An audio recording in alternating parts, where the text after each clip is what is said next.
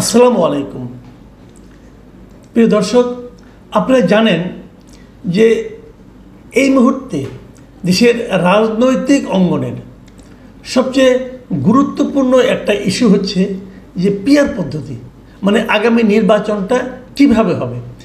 আমরা যে নিয়মে সবসময় নির্বাচন করি সেই নিয়মেই হবে নাকি পিআর পদ্ধতিতে হবে। কিন্তু প্রশ্ন হচ্ছে পিআর পদ্ধতি জিনিসটা কি, এটা নিয়ে কিন্তু অনেকের মধ্যে নানা ধরনের দ্বিধা আছে। তা আমি পিআর পদ্ধতি সবাইকে বোঝেন, আপনি বোঝেন, অনেকেই বোঝেন না। আমি এরই মধ্যে এটা নিয়ে একটা জরিপ করেছিলাম। এই জরিপ করার পর আমি প্রথম যে 8 ঘন্টায় যে রেজাল্ট পেয়েছি সেটা আপনাদের সঙ্গে একটু শেয়ার করতে চাই। আমি 4টা অপশন দিয়েছিলাম যে আমি পিআর পদ্ধতি, প্রশ্নটা ছিল জামাত সহ কয়েকটি দল আন্দোলনে নেমেছে যে পিআর পদ্ধতি মানে সংখ্যানুপাতিক পদ্ধতিতে নির্বাচনের দাবিতে। আপনি কি জানেন পিআর পদ্ধতি বিষয়টা কি? এর উত্তরে আমার 4টা অপশন ছিল। সেখানে ভালোভাবেই জানি এই কথা বলেছেন 46% লোক, ভাষা জানি এই জবাব বলেছেন 16% লোক, একেবারেই বুঝি না এটা বলেছেন 32% লোক, এবং 7% লোক কোনো মন্তব্য করতে চান নাই। লক্ষ্য করুন, বোঝেন কতজন ভালোভাবে বলেছেন? 46% লোক। আসলে কি 46% লোক ভালোভাবে বোঝেন? আমার কিন্তু এটা নিয়েও সন্দেহ আছে। এই কারণে সন্দেহ আছে, আজকে একটা ভিডিও দেখলাম, জামাতের মিছিলে কিছু লোক এসেছে, তারা পিআর পদ্ধতি চায়। তাদেরকে জিজ্ঞাসা করা হলো পিআর পদ্ধতি আপনি বোঝেন? ওনারা বলতে পারলেন না পিআর পদ্ধতি কী। তো এই সমস্যাগুলো কিন্তু থাকবে। নতুন একটা জিনিস, এটা না বোঝাও কিন্তু আমি কোনো ভুল মনে করি না, কোনো অপরাধ মনে করি না, হতেই পারে নতুন একটা জিনিস। তো আমাকে অনেকে বলেছেন যে পিআর পদ্ধতি জিনিসটা কী, এটা নিয়ে যেন আমি একটা ভিডিও বানাই। তো আমি আজকে আসলে পিআর পদ্ধতি বিষয়টা কী এটা একটু ব্যাখ্যা করে একটা ভিডিও করতে চাচ্ছি। আমি প্রথমে বলে নিই, আমাদের এখানে যে নির্বাচনটা এখন হয় এটাকে বলা হয় ফার্স্ট পাস্ট দ্য পোস্ট, সংক্ষেপে FPTP। এই সিস্টেমে নির্বাচন হয়, অর্থাৎ যিনি মনে করেন 4 জন প্রার্থী আছে, আমি একটু উদাহরণ দিয়ে বলি। ধরেন 4 জন প্রার্থী, ক খ গ ঘ, আমি এভাবে রাখলাম। ক পেল 38% ভোট, খ পেল 39% ভোট, গ পেল 15% ভোট, আর ঘ পেল 5% ভোট। এই যদি ভোটের হিসাব হয়, আর পরে যা 2-3% থাকলো ওটা অন্য খুচরা দলগুলি পেল, তাহলে জিতবে কে? খ জিতবে, কারণ তারা 39% ভোট পেয়েছে। তো 39% ভোট পেয়ে তারা ক্ষমতায় এসে গেল। একটা কথা ভাবুন তো, তারা 39% ভোট পেয়ে ক্ষমতায় আসলো, কিন্তু দেশের 39কে বাদ দিলে থাকে কত? 61%। 61% লোক কিন্তু খকে ভোট দেয় নাই। তাহলে 61% লোক যাকে অপছন্দ করে সেও কিন্তু ইলেক্টেড হয়ে গেল। এই জিনিসটা খেয়াল করেন। আবার আরেকটা হিসাব ধরেন আপনি, এই যে খ দল 39% ভোট পেল, এই সবটাই কি তার ভোট? তাও কিন্তু না। যেমন ধরা যাকে উদাহরণ দিয়ে বলি, যেমন ঘ পেয়েছে 5% ভোট। এখন ঘ হয়তো ককে খুবই অপছন্দ করে।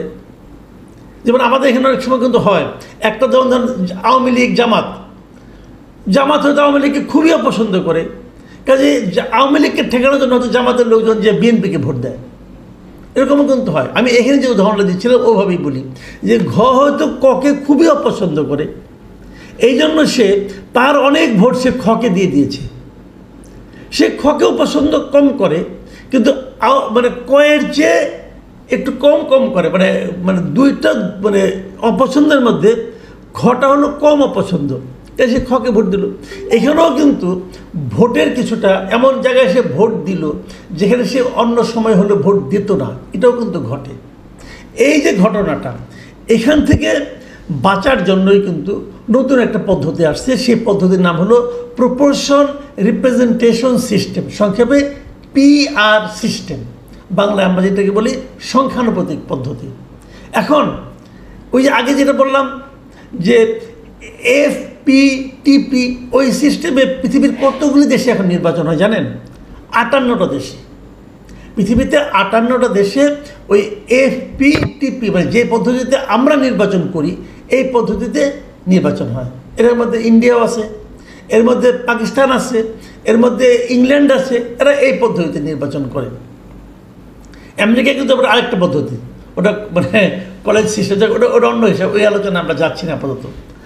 আর এই যে বললাম পিয়ার সিস্টেম, এই সিস্টেমে এই মুহূর্তে সারা দুনিয়ার 90টা দেশে নির্বাচন হয়, 90টা দেশে। এখানে পদ্ধতিটা কি এটা আলোচনা করি। তাহলে কোনটাতে বেশি নির্বাচন হয়? পিয়ার পদ্ধতিতে। কিন্তু প্রথম পিয়ার পদ্ধতিতে নির্বাচন শুরু হয়েছিল বেলজিয়ামে, সেটা 1900 সালে, 1900 খ্রিস্টাব্দে প্রথম বেলজিয়ামে পিয়ার পদ্ধতিতে নির্বাচনটা শুরু হয়। সেটা এখনও বেলজিয়ামে সেভাবে চলছে। এছাড়া এখন নেদারল্যান্ড, ইসরায়েল, এখানেও এই সিস্টেমেই নির্বাচন হয়। ইসরায়েলেও কিন্তু এই পিয়ার সিস্টেমে নির্বাচন হয়। আমাদের পার্শ্ববর্তী দেশ নেপালেও পিয়ার পদ্ধতিতে নির্বাচন হয়।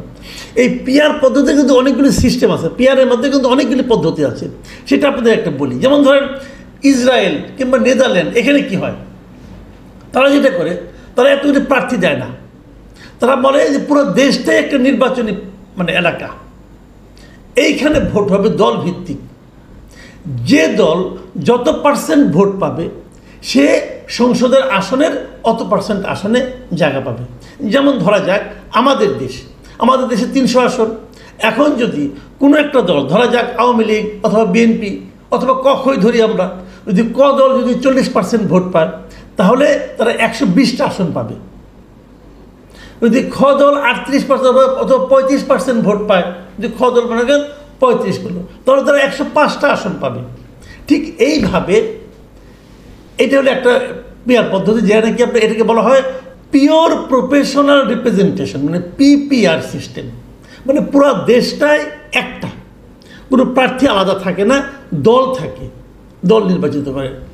এই পদ্ধতিতে নির্বাচন হয়।